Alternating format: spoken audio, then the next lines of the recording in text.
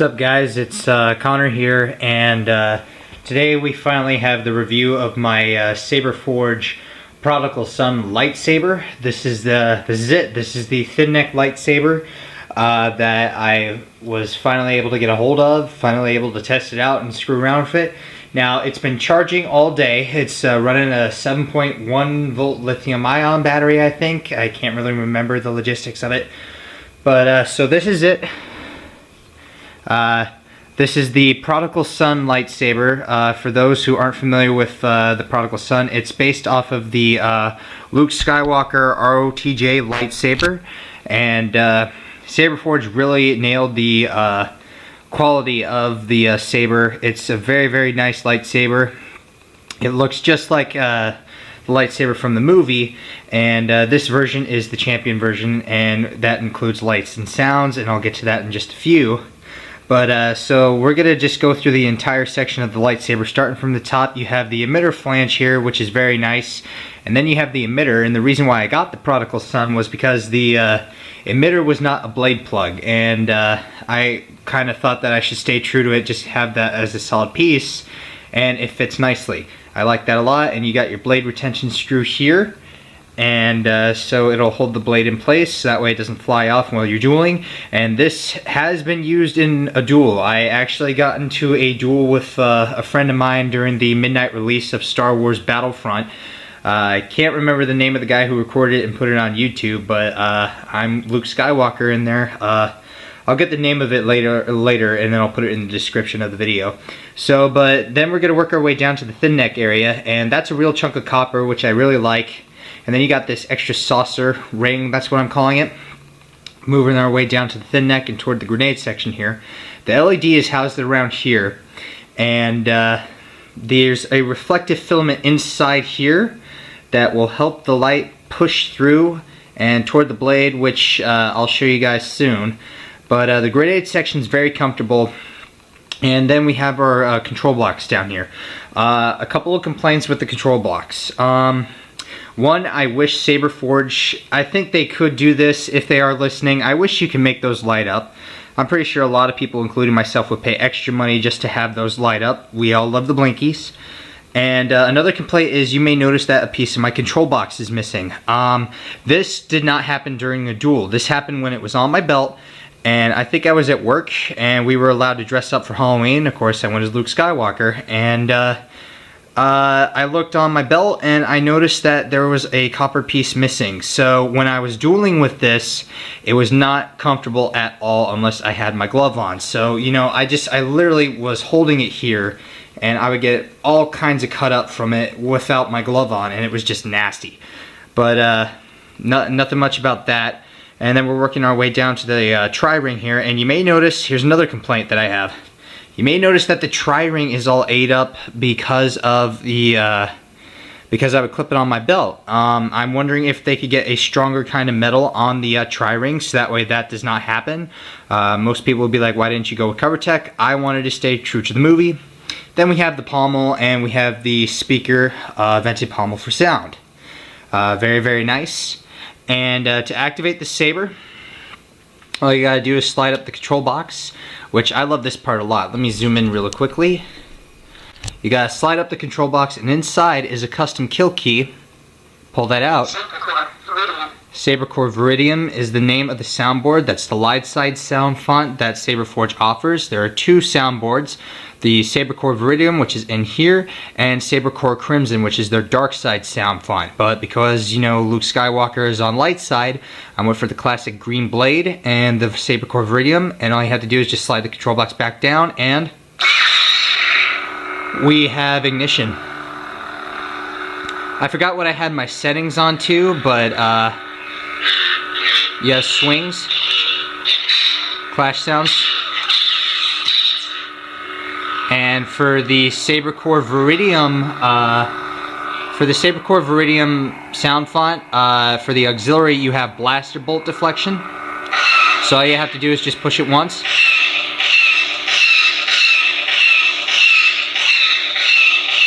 And that's it. All you have to do is hold it down for 3 seconds, and it shuts off the saber. And then all you have to do is just put the kill key back in, and then you're ready for this thing to be displayed. But we're not going to be doing that quite yet.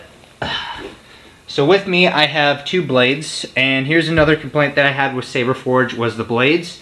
Originally, they sent me a whole different kinds of blades. These are 37-inch blades, and this one down at the bottom was not a thin neck one, and when I inserted it into the blade, and you could see it a lot clearly, the filament inside the blade crumbled up, so this blade is pretty much useless. However, this one, another one that they sent me, was not a 37-inch, or was not a thin neck blade, and it kind of crumpled up there. But however, I decided to keep this one because it's somewhat still usable, and I'm thinking about giving this one to a friend. Because when we got into our duel, his blade tip came off, and I love Infinity Edge blades from Saberforge. These are the toughest blades I've ever seen dueling. The tip didn't fly off because the tip is threaded, so I like that a lot. But if I decide to order from Saberforge again, depending if it's going to be a thin neck or not, I'm going to have a blade waiting for it. But in order to put the blade in, we're actually going to start with a 37-inch blade. And here's the difference between the thin neck, and the regular one. Can you tell? Thin neck, this one. They sent me this one twice when I was supposed to get this one.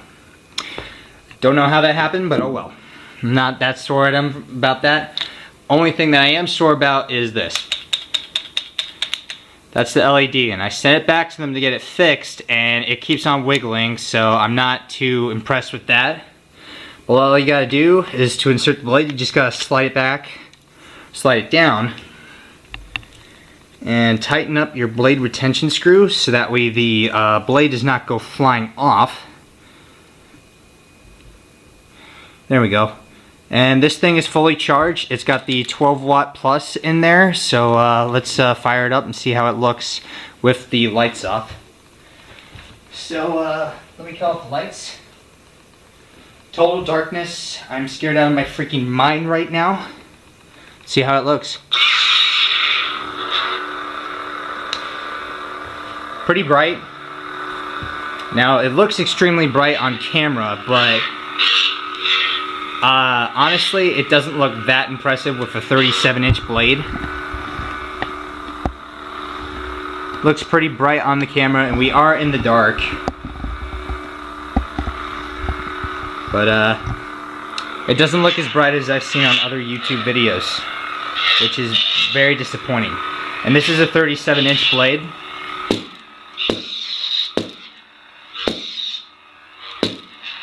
And this is made for high-speed compact duel, full contact dueling. And I have gotten into a duel with this. I'll link the video in the description. But yeah, so it's very solid. However, the electronics I'm not too happy with. And we're actually just going to go ahead and shut off the saber. And when I come back, I'm going to insert the shorter blade into it. Hold down for 3 seconds. And I'll be right back to insert the short. Okay, now this is with the 26-inch blade. As you can see, it kind of looks like that it was made for this one. But so once again, I'm going to do the light test with the 26-inch blade. And while we're in there, I'm going to go through all the settings in the dark so that way you guys can tell the kind of blade flicker and everything that the Saberforge Viridium has to offer. So we're just going to kill the light. As soon as I don't die, make my way back over here and activate the saber.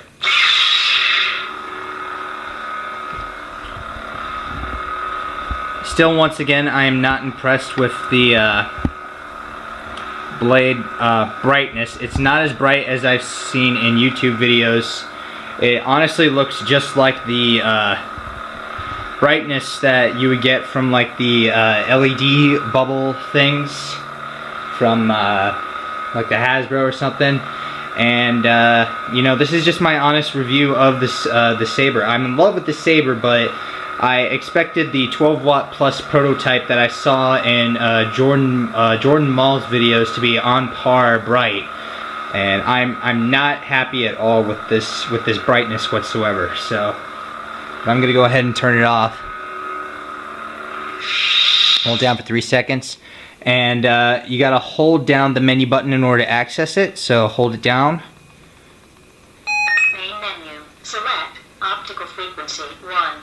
Optical 1 is solid blade. 2.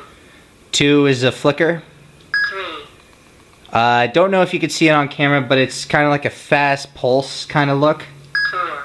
And 4, it's like really fast. I don't think my camera is actually picking up, but you could tell in person. 5. And 5 is very, very fast to the point where the camera can't pick it up at all, but I can see it. 1. 2. And we'll leave it on 3. 3, just because. Select sound intensity low. Now you can adjust the sound settings, so it's on low. High. You can go to high, or you can go to... Muted. You can have this thing on mute, which is pretty impressive. So if you go to the premiere of... if you go see Star Wars Episode 7 dressed up, then you can have that on mute if you have this kind of particular saber. However, I was not allowed to bring this into the movie theater because, you know, you got all those crazy people that like to do stupid shit and take the fun out of everything that we got going on. Low. High. So we're going to keep it on high just because it's a lightsaber. Everybody likes those lights and sounds. Select impact sensitivity 1. You can adjust the impact sensitivity all the way to level 9. 2. 3. 4. 5. 6. 7. 8. 9. 1. 2. 3. 4. 5. 6. We're going to leave it on 6. Select motion sensitivity 1. Motion sensitivity can go all the way to 9 as well, but we're going to leave it on 7. 2. 3. 4. 5. 6. 7. All settings saved.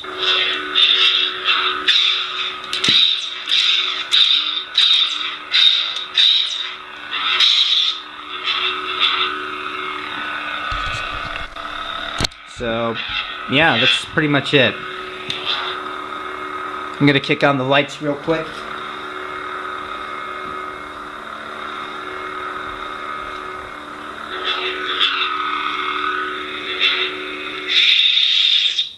Okay, so that's pretty much it. Now I'm just going to go ahead and give my honest opinion of Saberforge and the lightsaber. I mean, I love this lightsaber to death. This is my dream come true saber. I've always wanted a Return of the Jedi lightsaber ever since I was little. The customer service was great. They kept in contact with me. They assured me that I was going to get my lightsaber. And customer service was excellent. You know, the issue with the blades, I get that. That's understandable. You know, there's not a lot you can do about that. I understand the blade things. However, I did have to pay a little extra to get the 12 watt plus prototype. I am not happy with the brightness of the blade.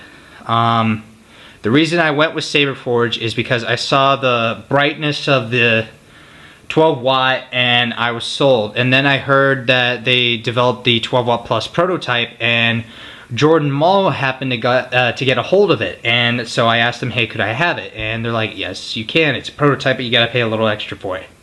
So I did, and I'm thinking that it's going to be just as bright as what I saw on YouTube and just all these other videos, and no, I was heavily disappointed with that.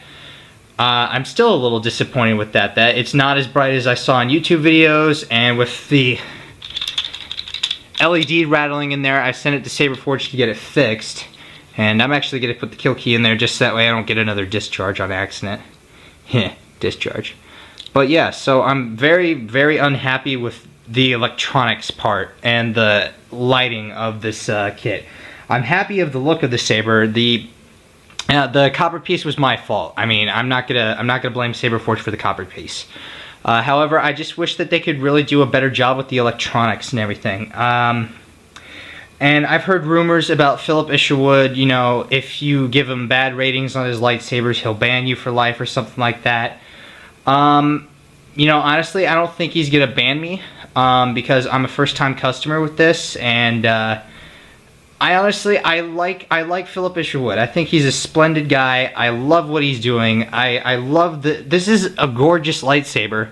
However, I just wish that he could devote more time to the electronics, like figure out how to make things brighter. And I even asked him why I asked somebody from Saberforge why the LED rattles a lot, and he said because there's no retention screw holding the LED.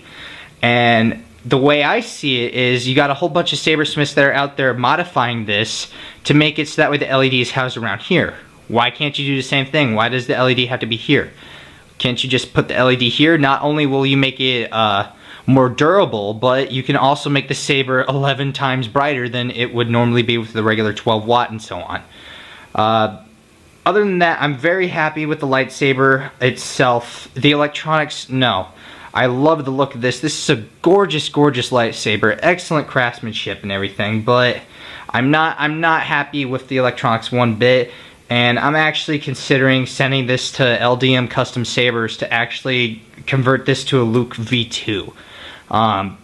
And it sounded like he promised me that I can get better lights, better sound, and I'm doing all my homework on all this lightsaber smithing and everything, and heck, I'm even going to give it a try with a Graflex. The very first lightsaber I ever saw when I was a little kid. I've always wanted a Graflex. And but I'm gonna get in contact with him one more time, and once I actually do have the sufficient funds to send this to him and get it converted into a V2, and once I get the V2 back, whenever that may be, and then I do a video on it, we'll see if I can trust him to do more work on lightsabers and everything.